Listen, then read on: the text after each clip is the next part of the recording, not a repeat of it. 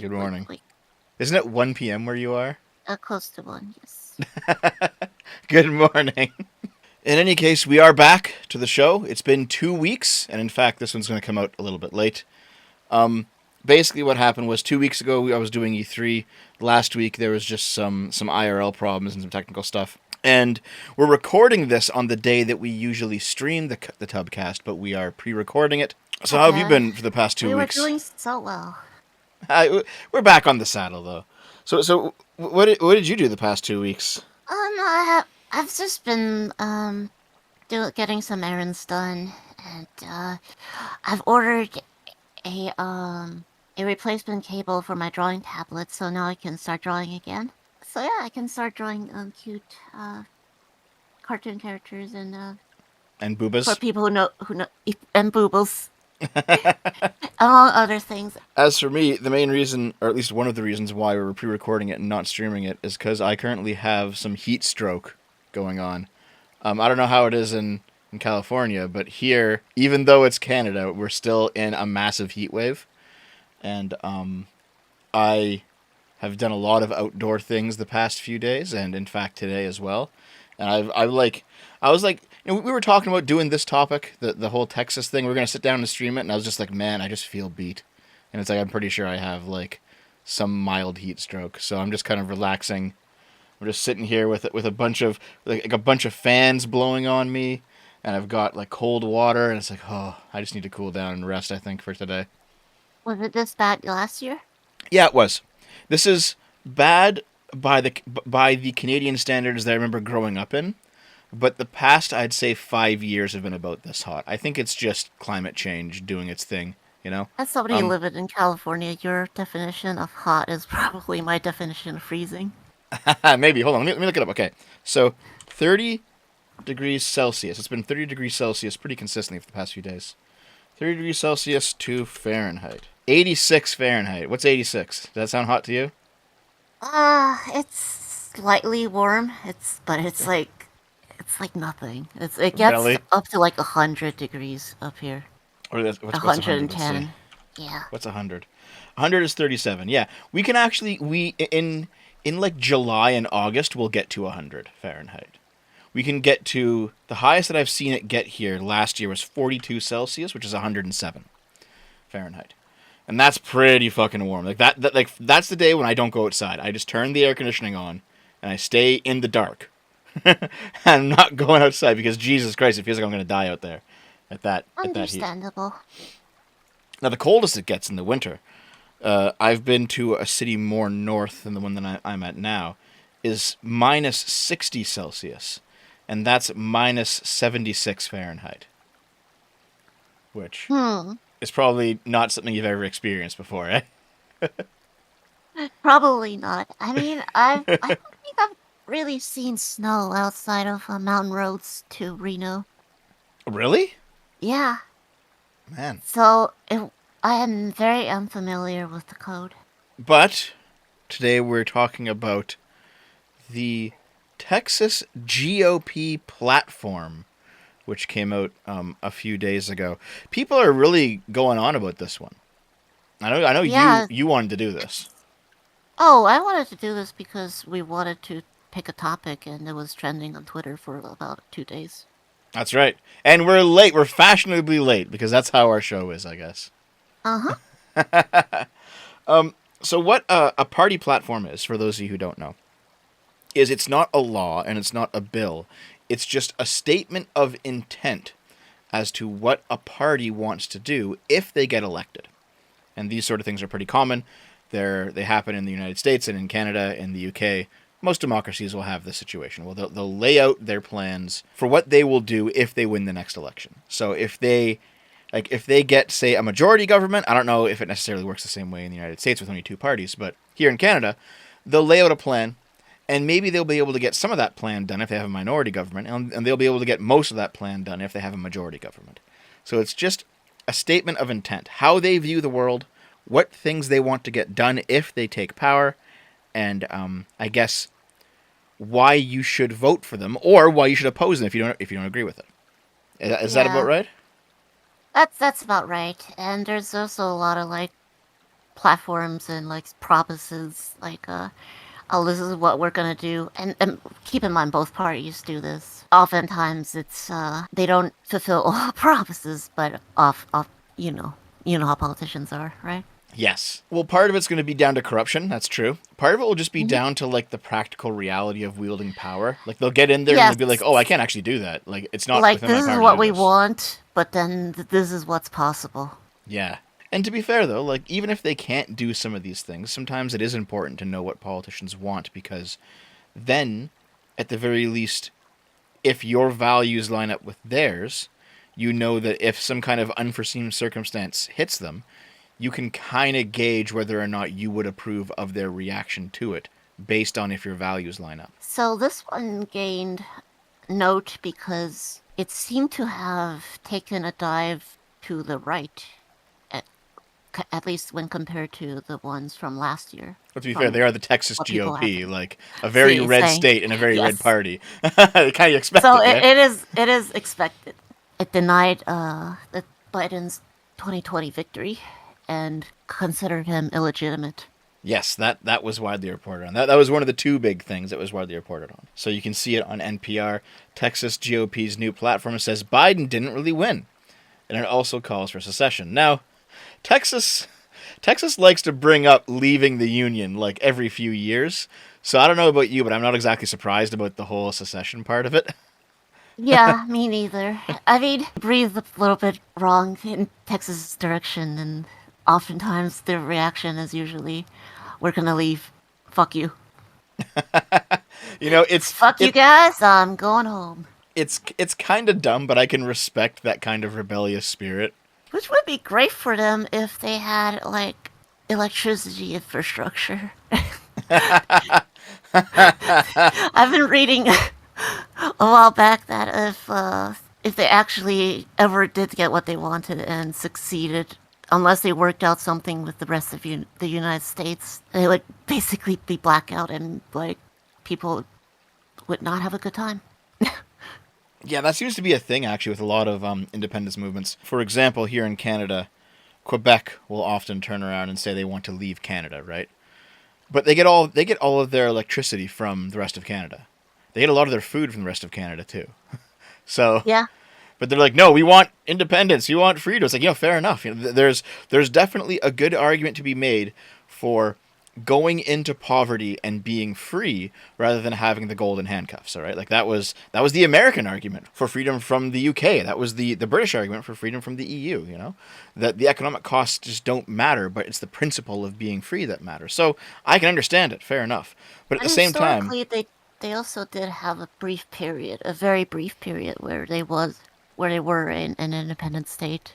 I mean, it didn't last, but I think that also cemented a lot of like secessionist feelings in Texans, which I guess if you were born and raised there and you understood the history there, that could be somewhat understandable. yeah, yeah, that too as well. It's not like the broader left dislikes secession on principle. They might dislike Texas secession, but leftists generally support Quebec leaving Canada, and they generally support Scotland leaving the UK.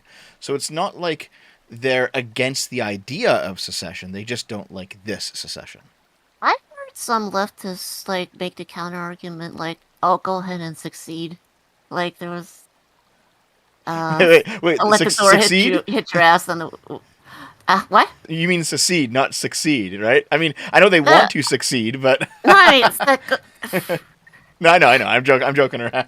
but you know what I said. Go ahead and succeed. Yes. English is not my first language. Some pronunciations are gonna be a little bit, The secession talk isn't that notable in my opinion, but the Biden didn't really win talk is at least somewhat notable. So the platform is actually available on the Texas GOP's website. It's a 40-page document, and it's right at the very end, on page 40, the final page, where they have resolutions. A resolution is not a statement of what they plan to do, but rather it's a statement of what they believe to be the case. So it's not like we plan to pass this bill, but rather this is what we think on this issue. So they have two resolutions here. The second one is about gun control, and it's your normal conservative libertarian view on gun control, where it's like they don't want it. Fair enough. But the first one is about the 2020 election, and the resolution says, "We believe that the 2020 election violated Article 1 and 2 of the U.S. Constitution, that various secretaries of state illegally circumvented their state legislatures in conducting their elections in multiple ways, including by allowing ballots to be received after November 3rd of 2020. We believe that substantial election fraud in key metropolitan areas significantly affected the results in 5 key states in favor of Joseph Robinette Biden Jr." I didn't know that Biden's middle name was Robinette. That's a new one for me. Okay. "We reject the certified results of the 2020 presidential election, and we hold that acting president Joseph Robinette Biden Jr. was not legitimately elected by the people of the United States. We strongly urge all Republicans to work together to ensure election integrity and to show up to vote in November of 2022. Bring your friends and family, volunteer for your local Republicans, and overwhelm any possible fraud." There's the whole statement. So what do you think of that?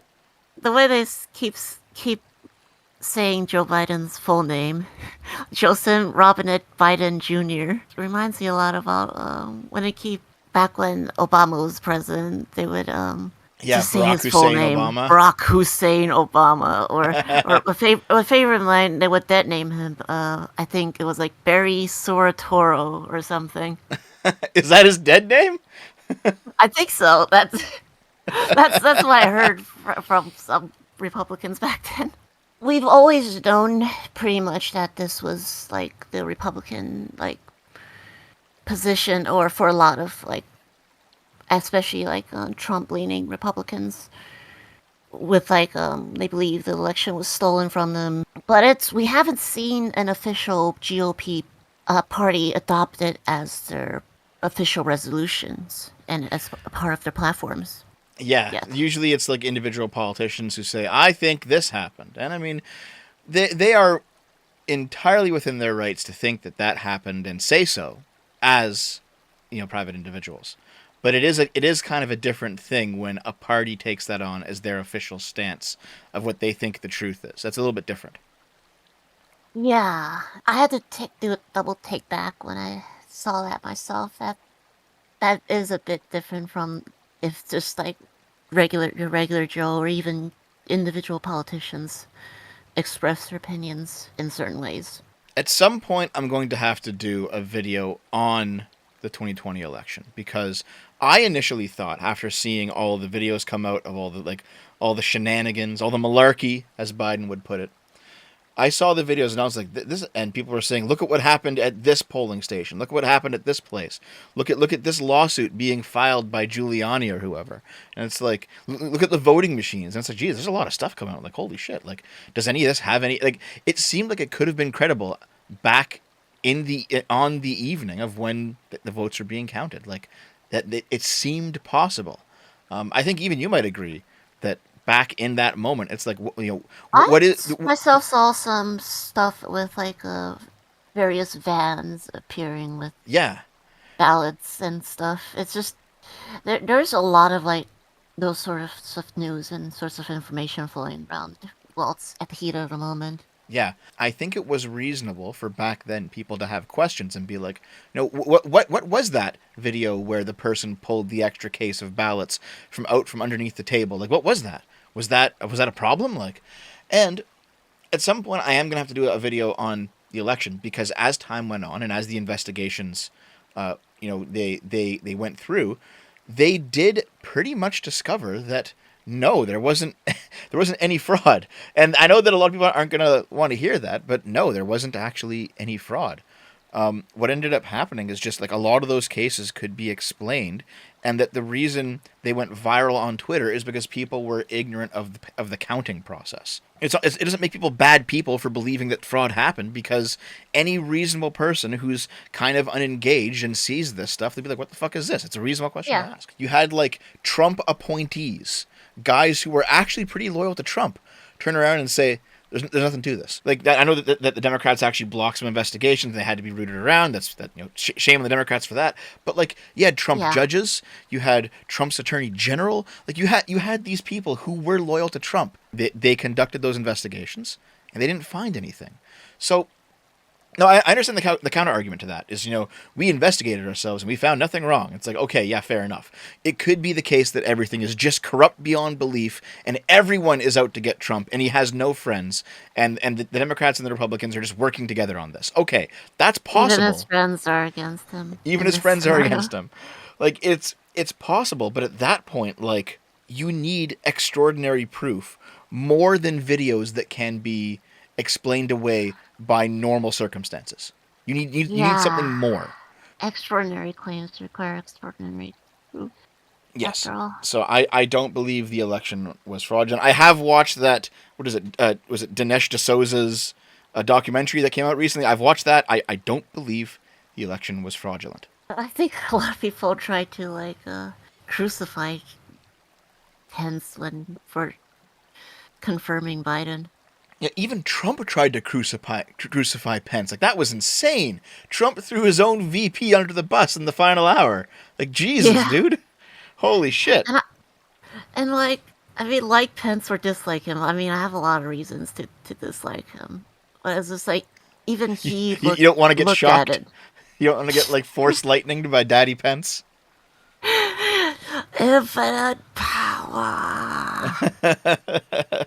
It's just like, even he had to concede, like, there's nothing he could have done. I don't like the trend of parties polarizing, like, oh, this party is going left, we're gonna go right, or this party's going right, we're gonna go far left or far right, or all that stuff. It's just, Yeah, I don't like that either.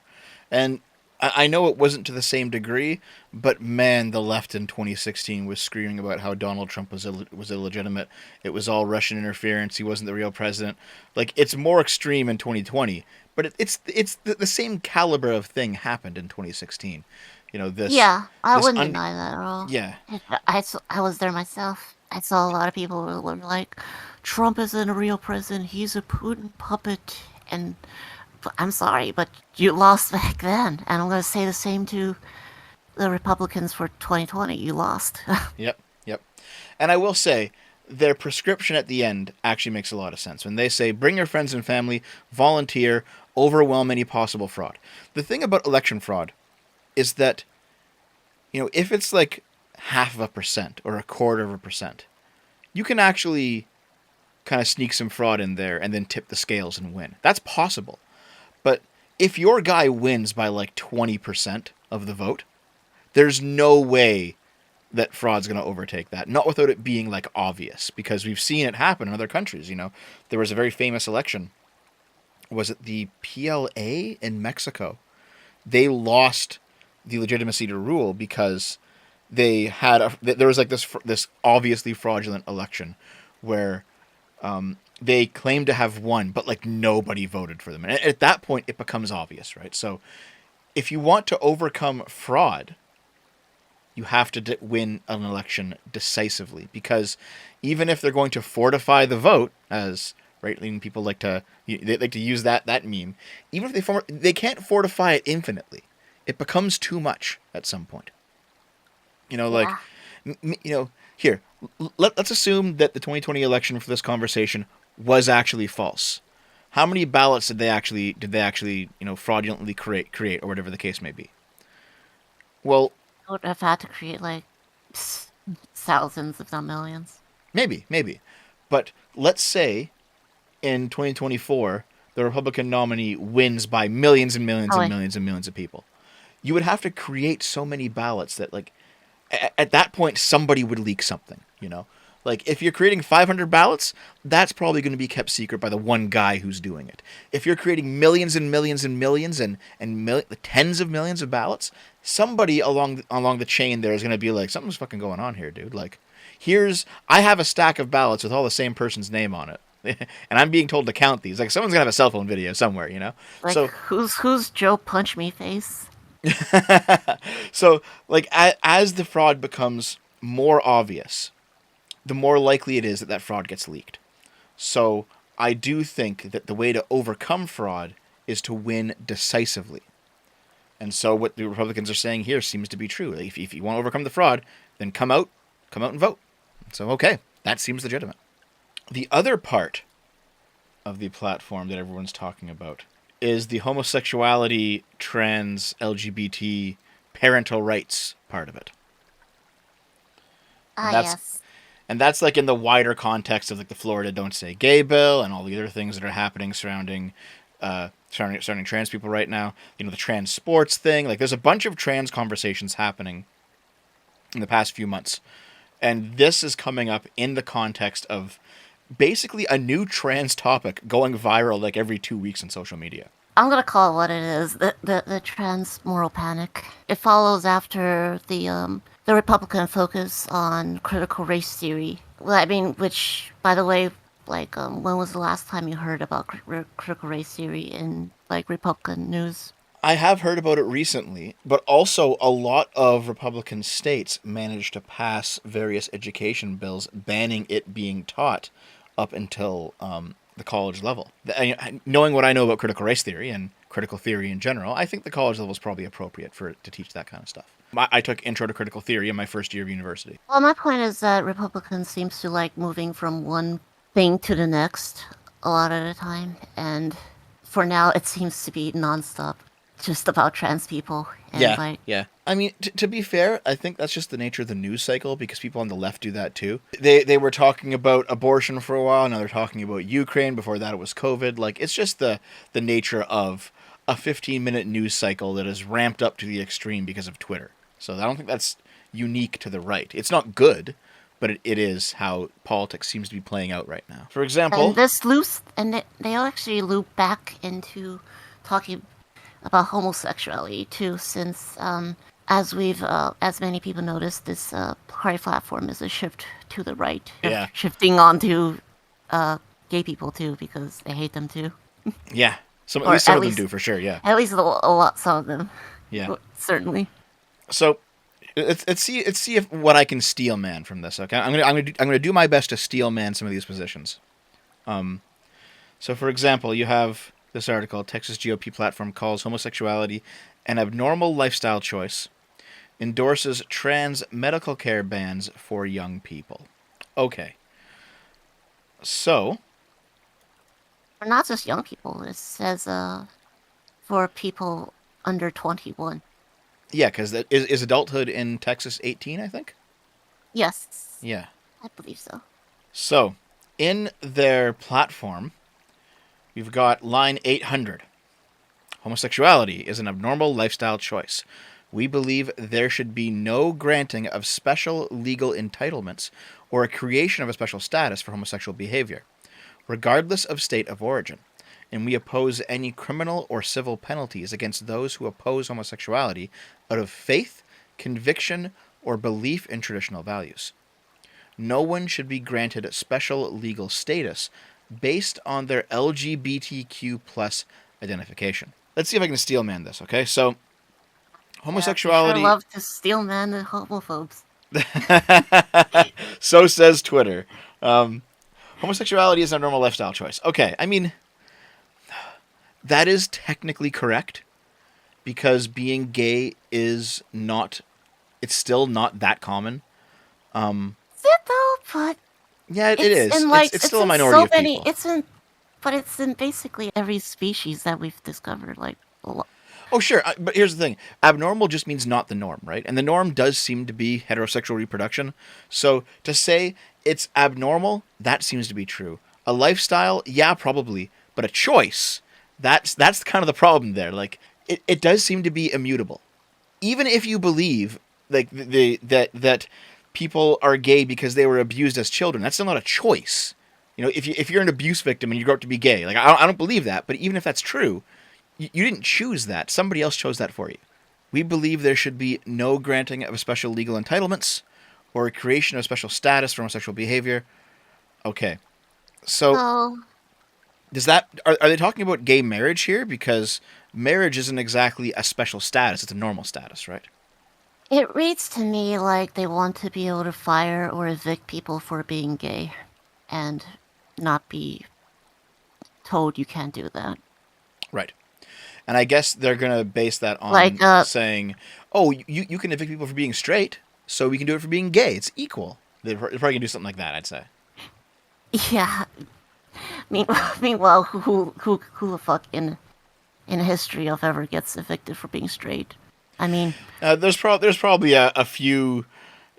There's probably a maybe few some like crazy weird, like LGBT crazy polycule LGBT. houses. Yeah, like I was gonna in say fucking LA or polycule, something. weird. Yeah, but we're talking about like landlords and like Yeah. they also called an end to any civil or criminal penalties against those who oppose homosexuality out of faith, conviction, or beliefs in traditional values. So it's specifically about homosexual like exclusion and like Yes. Yeah. even they can't even use the you could evict straight people too. That could be read as coming out in support of the people who had to bake the cake, right? Because those people said, "Hey, listen, we don't want to make this work of art because we don't approve of gay marriage, and we shouldn't be compelled to do this work for you." And it's like, okay, I mean, yeah, maybe that's the case, because it wasn't just regular labor, it was artistic expression, because the cake is a work of art, because they're doing all the various decorations, and so they can claim compelled speech. And I think the court actually sided with them on that. So that this could be used to support that, and that seems reasonable. But this also could be used to support, for, like you said, evictions of people just because they're gay, which is not acceptable whatsoever. Firing people because they're gay, it's not acceptable. Just this is worded loosely enough that it could be used in all sorts of ways. I have no problem with like the bake the cake shit either. It's just like if you don't want to bake the cake, then don't bake the cake. But it's just like if we're just talking about like stuff like everybody needs, like having access to stuff like homes and like jobs and being fired for those reasons, I don't agree with that at all. At the very beginning of the platform, you have the preamble, and the preamble is the very normal kind of classically liberal, natural law stuff, right? Affirming our belief in God, we hold these truths to be self-evident. All men are created equal. They are endowed by their Creator with certain inalienable rights. Among those, life, liberty, pursuit of happiness. It's very Constitution stuff. It's very normal. It's nothing that's really all that objectionable. That's the preamble. Then the second part is the principles. And the principles are basically a list of values that the party expects its elected representatives to hold. And so, as we go down this list, you're going to notice that some of them are reasonable and some of them aren't. So the first one is believing in the laws of nature and nature's God. We support the strict adherence to the original language and intent of the Declaration of Independence and the Constitutions of the United States and of Texas. That's a very normal conservative and libertarian point of view on the Constitution. 2, the sanctity of innocent human life, created in the image of God, which should be equally protected from fertilization to natural death. So that's going to be their stance on abortion. Standard. It's standard, but the big problem with it is that from fertilization to natural death, that standard means that every single fertilized frozen ovary waiting to be implanted is a person. Right. That is a good point. And that seems to be Are a we ridiculous keeping standard. the persons in like fridges and stuff? It seems ridiculous to consider those people. It doesn't intuitively feel right. Number 3, preserving individual, Texan, and American sovereignty and freedom. Yep, that's fine. Number 4, limiting government power to those items enumerated in the United States and Texas constitutions. That's very normal.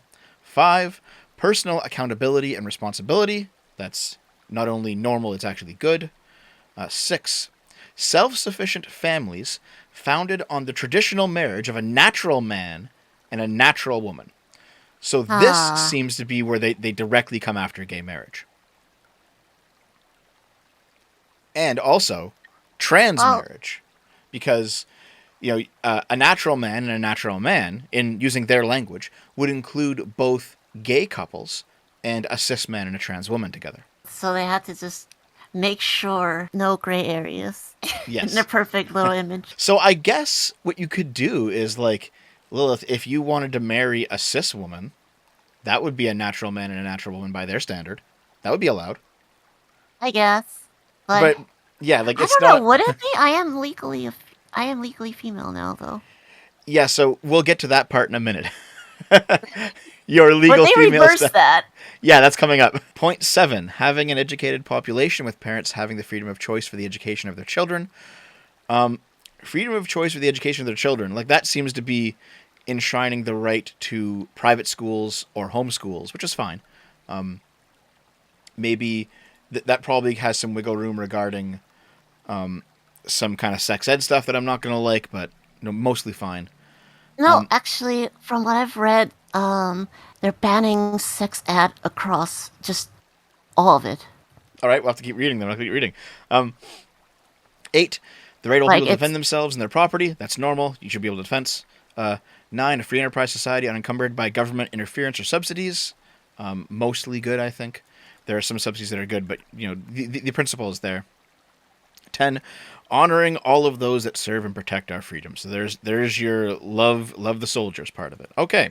The platform, from what I've heard, calls for a repeal of Obergefell versus Hodges, Which is 2015, yes, right. the Supreme Court So gay marriage resolution.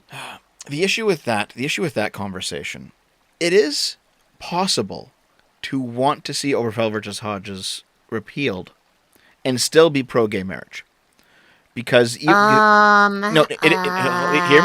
out. It is because you can make a states' rights argument there. You can say, listen, this was imposed on us by the federal government. I want it, but I want the state legislature to enact it.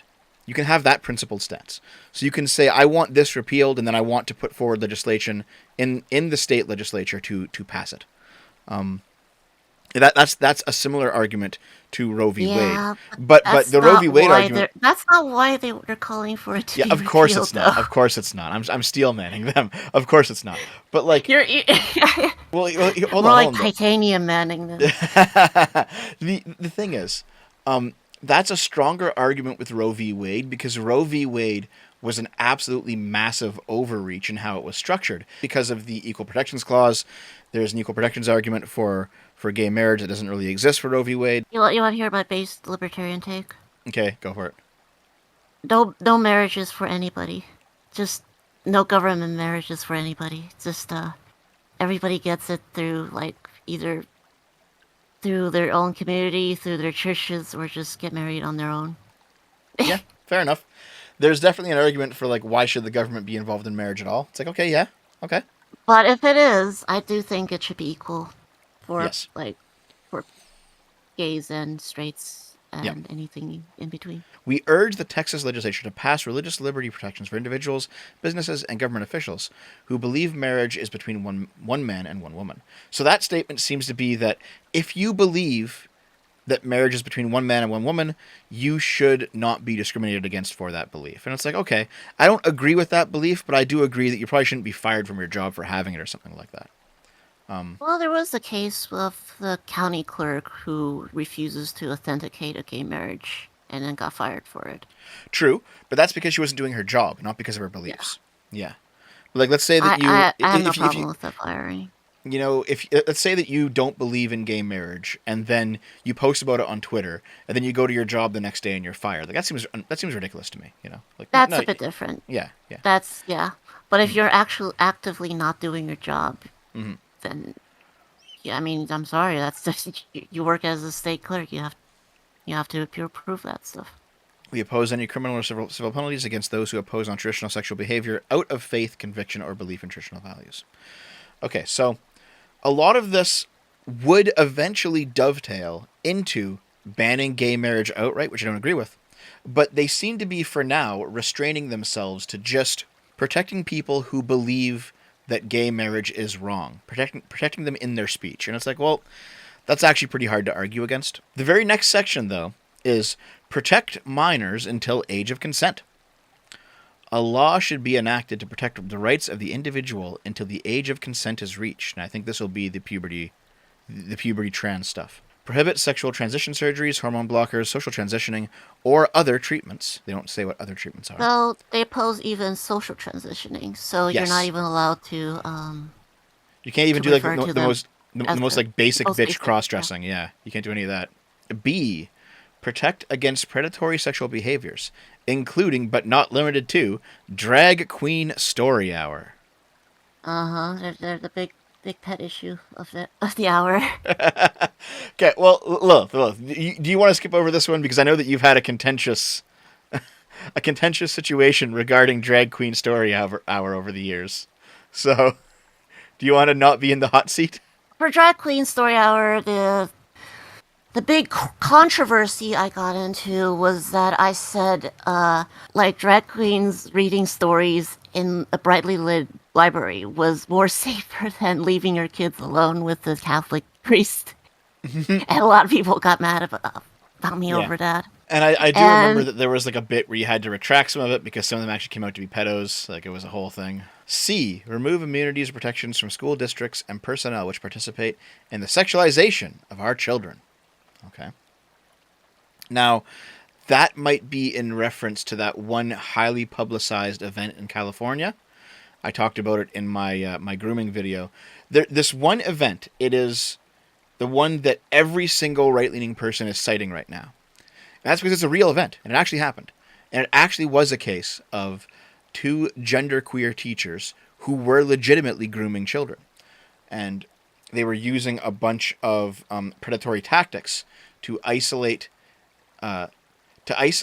lonely and vulnerable kids and basically convince them that they were trans when they actually weren't. And after they were taken out of the care of these two people, the kids very quickly came around and said, no, we're actually not trans. This was something that was forced on us.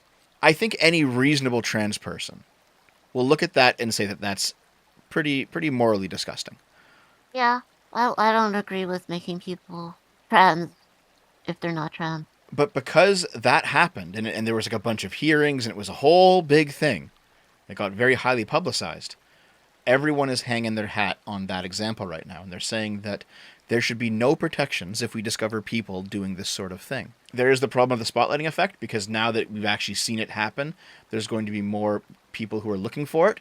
You can say that might be good, maybe it's bad, maybe you'll catch someone who's actually doing it, maybe you'll catch someone who's not doing it, and they just get caught up in the crossfire.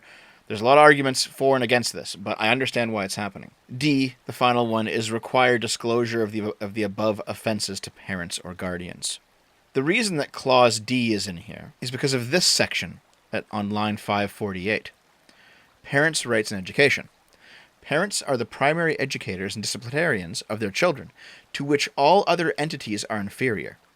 The fundamental rights of parents to make decisions regarding the upbringing and control of their children in all aspects, but especially in all aspects of the Texas education system, shall be recognized, affirmed, and protected by changes to the Texas Constitution and Texas law, including codifying the protections currently existing in the Texas Family and Education Codes.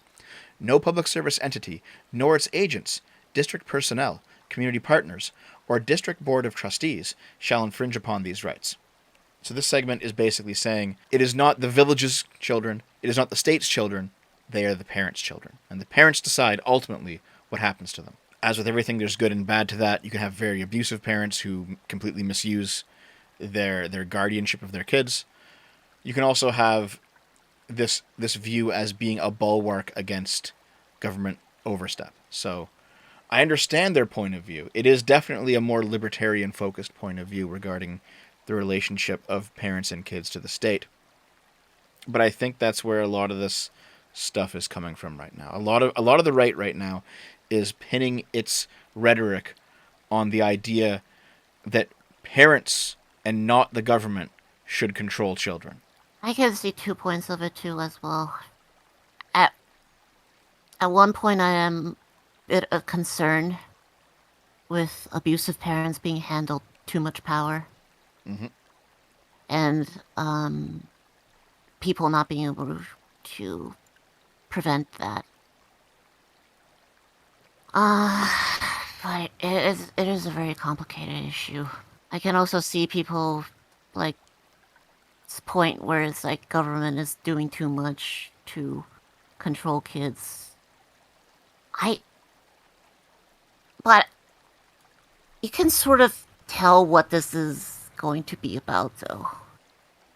Like, this is like abolishing sex ed and like allowing only like sex, like abstinence only, if at all, in schools. Because they do have a section on sexual education where they do basically talk about how they intend to basically have no more sex ed. Pass a law prohibiting the teaching of sex education, sexual health, sexual choice or identity in any public school or in any grade whatsoever, or disseminating or permitting the dissemination by any party of any material regarding the same. So until the prohibition goes into effect, sexual education should only utilize sexual risk avoidance programs and promote abstinence outside of marriage. So yeah, they actually do intend to straight up move to no sex ed whatsoever, which to me does seem kind of ridiculous. At least the dong gay shit, like people haven't like. There's like, oh, it only goes up to fourth grade, even though it goes beyond that. But this is specifically all no sex ed at all for anybody. There's like an argument to be made about like, oh, we shouldn't teach like 5-year-olds this or to teach 5-year-olds that. It's just like, okay, fine. We should have like age appropriate stuff. But this is like no talking about like any sexuality differences or gender differences. No anything of that. That stuff doesn't exist until ever, I guess. I mean, people are still free to look things up online, but not allowed to talk about it. It's just, I don't know. It's pretty ridiculous. And it's not just Drag Queen Story Hour when we're talking about mimetic titles to some of these sections, because this one is on the Great Reset. How Texas plans to resist the Great Reset. And it's like, okay, dude, I get it, but okay, all right. And there's a section on the right. How do you define the Great Reset, first of all? There's a section on like declining vaccinations. I mean, fair enough. If you believe in bodily autonomy, you should be able to decline a vaccination. Protecting the unborn, stop the teaching of critical race theory in schools, compete in sports with those of their own biological gender, protect children and juveniles against sexual organ mutilation and hormones and puberty blockers designed to fake transition from one gender to another. And it's like, wow, what a fucking... Yeah, what a fucking hodgepodge of just random shit all rammed together. Yeah, it's like, okay, they always like to do this too. They like to ram the surgery stuff with hormones and and blockers. It's like, I am against surgeries, like against people under 18, and I don't think like in most cases if a person's under 18, they're not allowed like surgeries like that usually.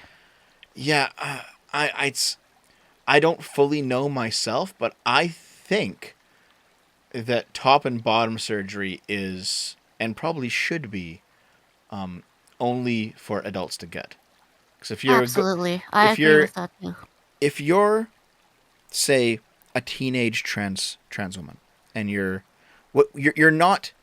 probably not getting top surgery, and you're definitely not getting bottom surgery.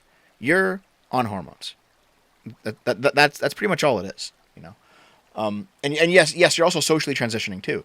But I think that there is just this lack of understanding on the right about what a proper transitioning process actually entails. Because there are so many people who are like, they're just chopping dicks off. And it's like, well, no. I mean, even if you don't like bottom surgery, and I've seen some admittedly pretty fucked up bottom surgeries in my time, it's not just chopping dicks off. That's not the beginning and end of the transitioning process. There's a lot that's not that. There's years of transitioning that goes before that. I think in a lot of cases, like, you're not even allowed to get surgeries unless you've been through years of hormones. Mm-hmm. Because, like, hormones do changes the person's body and shifts them in certain ways that it makes them more prepared for the surgery. You don't just take some random guy off the streets and just, like, turn their penis inside out. I don't know how long it takes for female hormones to actually make you grow natural boobs. I know it happens eventually. It just takes some time. So like from what I understand, most trans women don't get any kind of implants until they see what their natural boobs end up looking like, having been on hormones for several years. They're certainly not going to just jump into bottom surgery either. So I think there's just a lot of of lack of knowledge about what the transitioning process actually entails on the right. And that's probably a Well, it's problem, because if you're going to argue against something, you should know what it actually is. absolutely, and that's the problem with moral panics. People just go off of hearsay a lot of the times. They go like, oh, this is how it goes, and they do this and they do that. And it's just like, and they take the most extreme examples. Like, could you find cases of girls who want to be boys getting top surgeries too young? I like if Matt Walsh is to be believed, then yes. I I don't don't think know. it's just Matt Walsh. I've seen a lot of I people. have to look into those cases myself. Girls getting like girls who want to be boys getting top surgeries like when they're like 15 or 16. I feel like personally that's a bit young. Yeah, I think so too. That's too young for that. Because like you can always like there will be some damage if you're like let's say that you're biologically male and you go on hormones. Like maybe I'll get off these, and you get off them. You know, the damage isn't going to be lasting. I don't think. But like if you start getting Right. surgeries, like that's kind of that closes a door, basically, to turn back. Yeah, unless it's just like I'm not so sure how top surgeries work. Do they just suck the fat out? No, Or they take out the actual tissue that produces milk. So if you're a woman who's transitioning and then detransitions, you aren't able to actually breastfeed anymore. I see. Yeah, then in that case I'd like definitely like 18. Like Yeah. Wait, at wait on least. that one. Yeah. In section 226, it says marijuana remains illegal. Okay, boomer. Oppose the legalization of recreational marijuana and offer opportunities for drug treatment before penalties for its illegal possession, use, or distribution. Well, I don't have a problem with the last part with like it's weed. Yeah, it's fucking weed. It's fucking weed, dude. I mean, you probably still shouldn't be driving when you smoke it or operating machinery. Same with booze, but it's just fucking weed, dude. Like it's not a big deal. Yeah, under this section, there's a lot of stuff that is very libertarian, which I would expect in Texas as well. You know, they're very capitalist, so fair There's enough. some libertarian stuff that I either agree with or don't disagree with, but there's just some cringy like religious Republican stuff where it's just like, oh, homosexuality bad. It's not just homosexuality bad. There's also, let me just find this. We support prayer, the Bible, and the Ten Commandments being returned to our schools, Oh, courthouses, and other government buildings. Yeah, I don't right. think they have. I I don't think they haven't have a place in seen enough schools. people enough. I haven't seen enough news articles talk about that. Yeah, that's fucking ridiculous in my opinion. No, That is, no Bible in the school. Come on, guys. yeah. I mean, you're gonna be mad about teachers letting kids know that gay people exist, and then you're gonna be like, okay, we're gonna teach Bible in schools now.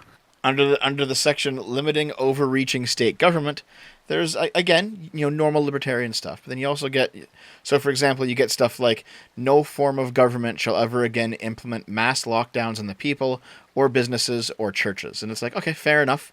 No one liked the lockdowns. They were politically unpopular. They were at least somewhat unnecessary. You can make arguments for them that I think are actually probably good arguments, but then you have to ask yourself, is it worth violating everyone's civil liberties? I personally think that it was not. We oppose funding or implementation of any form of contact tracing. Now you have the question, should the government be tracking you just because of a pandemic, even if they have good intentions? I also say no to that. And they have the state constitution must be changed to require the legislature come into session after a declared emergency lasting 30 days or more in 5 or more counties.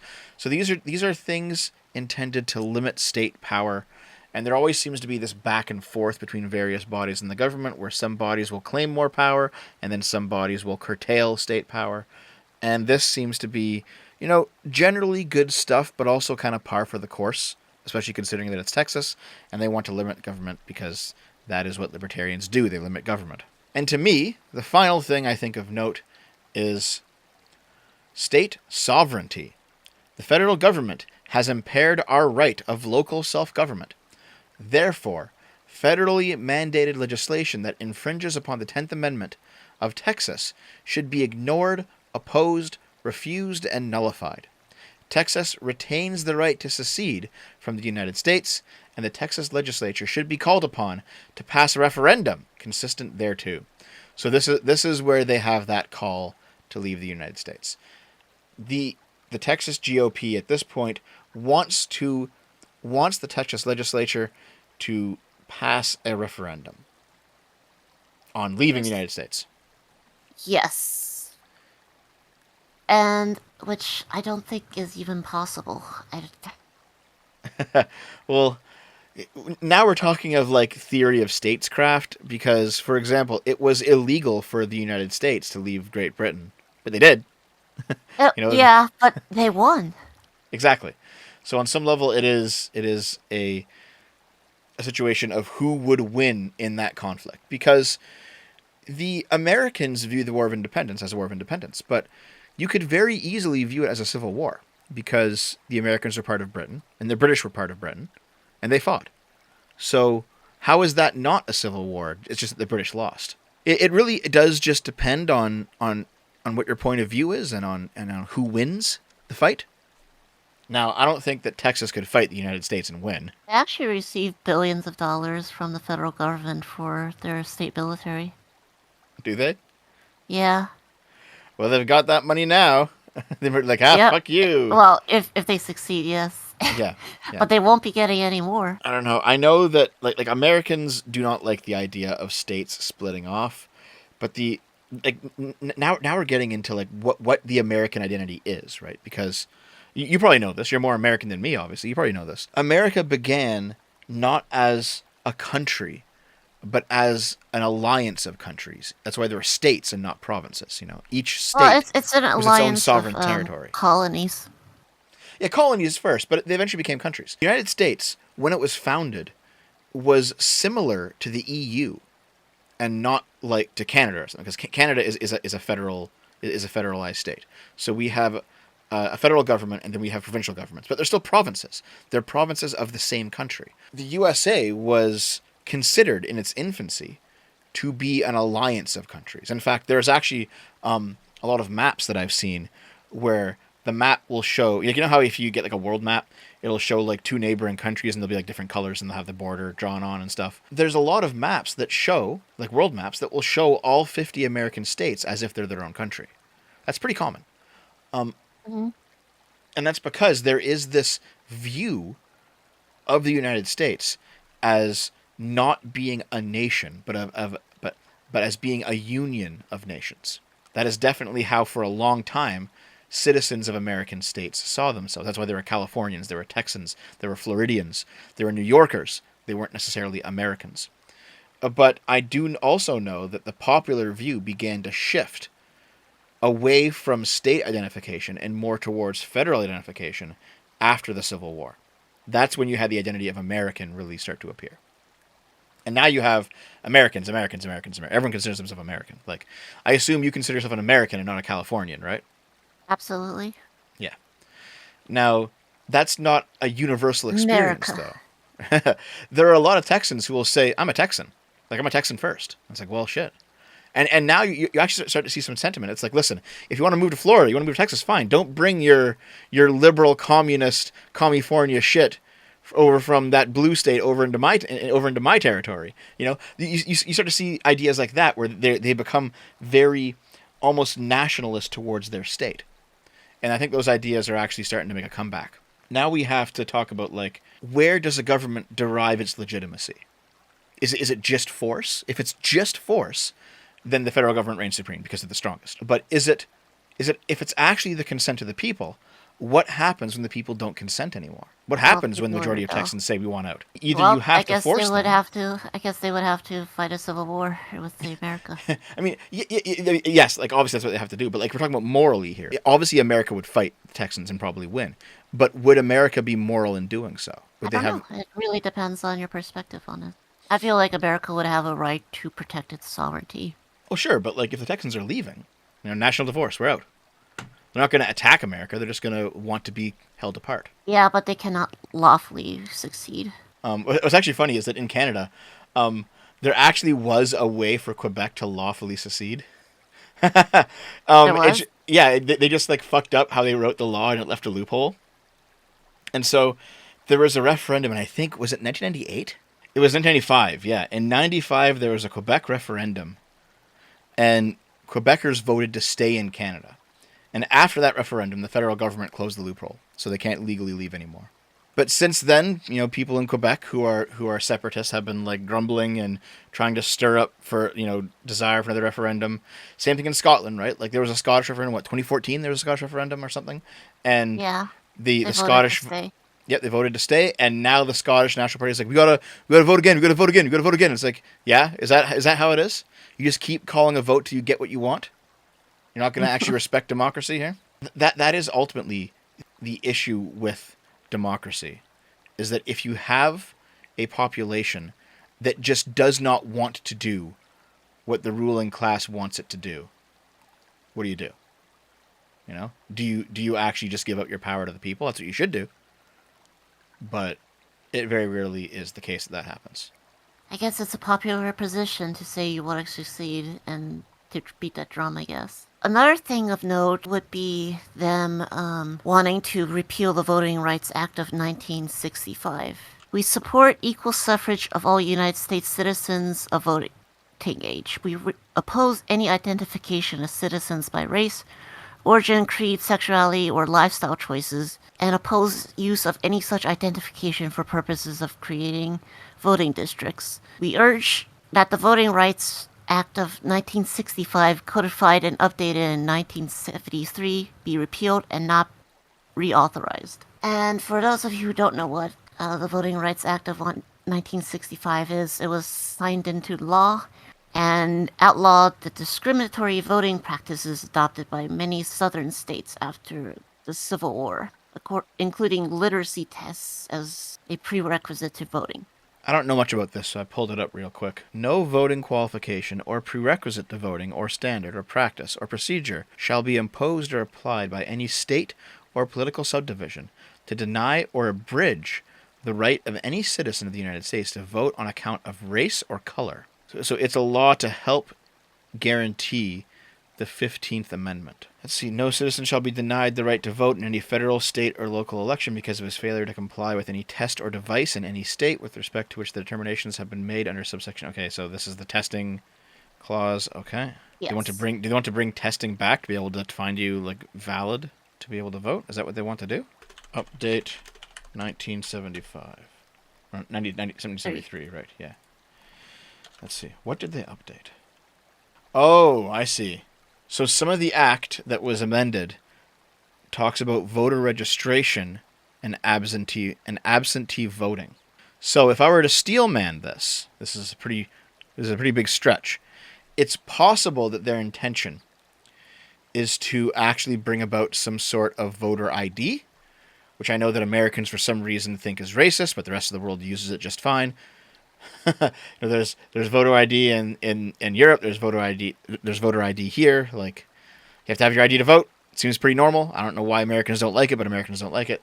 So maybe they want to do a voter ID thing. Because the ID cards in America isn't free. Not free here either. I thought that's what I heard the argument was for. Is it expensive to get it? Not really. And absentee voting, maybe they're talking about like voting and then having someone deliver your ballot. I know that Republicans are getting up in arms about that. I know they're getting up in arms about mail-in ballots. This is all like election-related stuff, like election fraud-related stuff.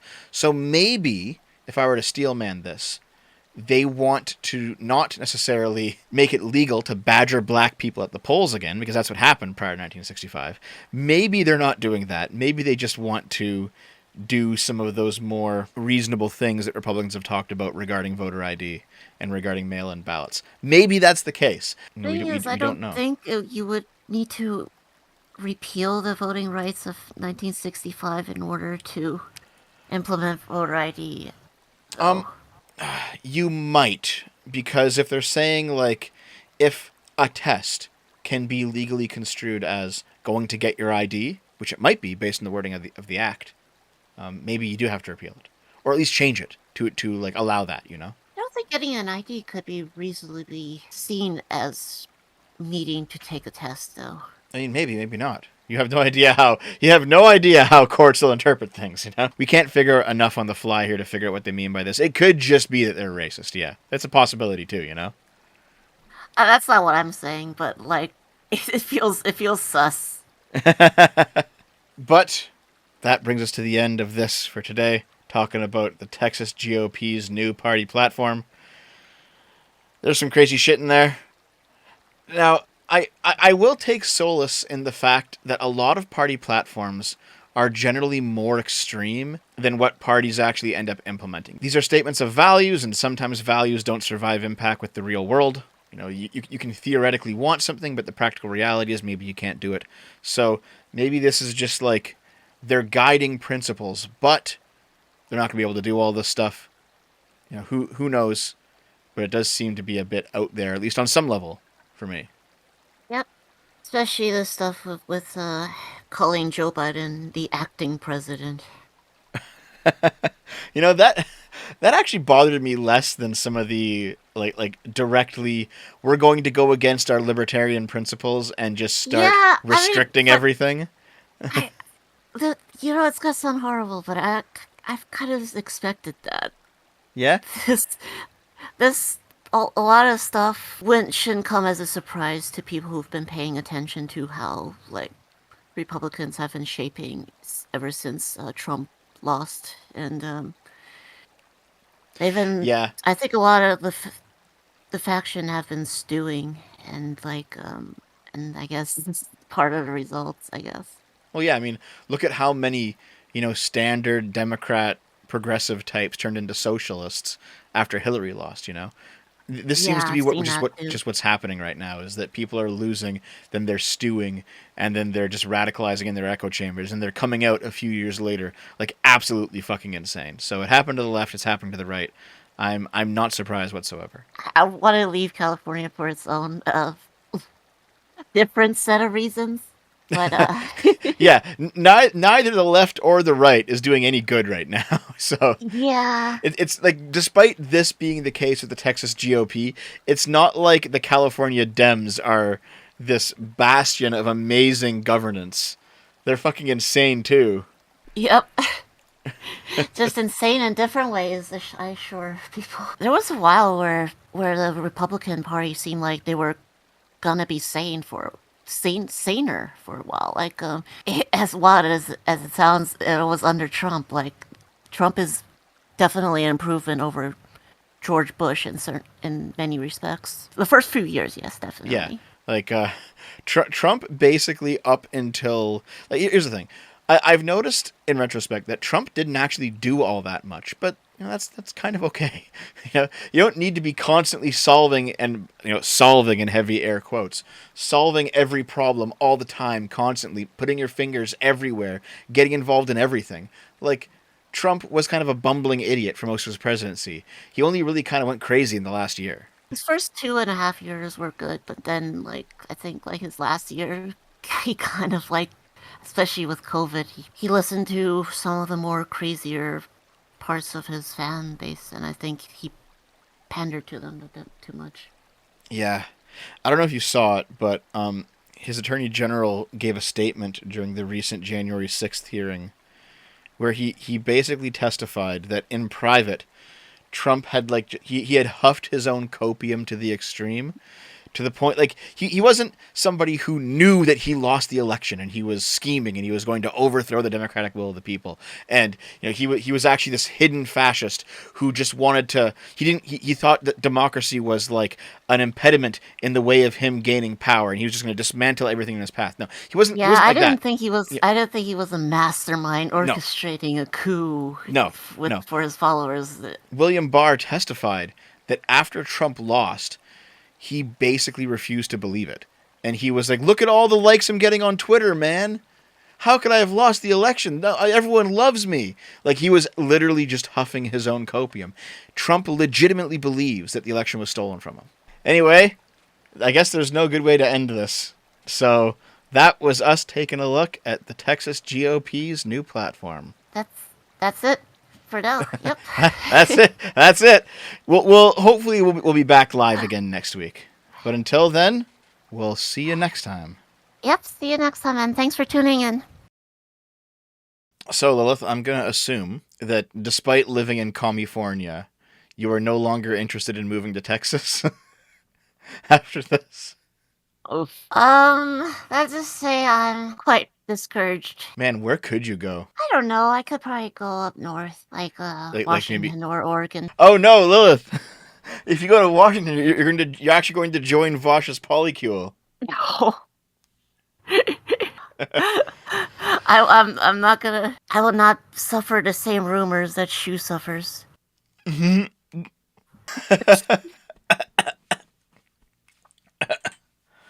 on. I coughed up a bunch of water.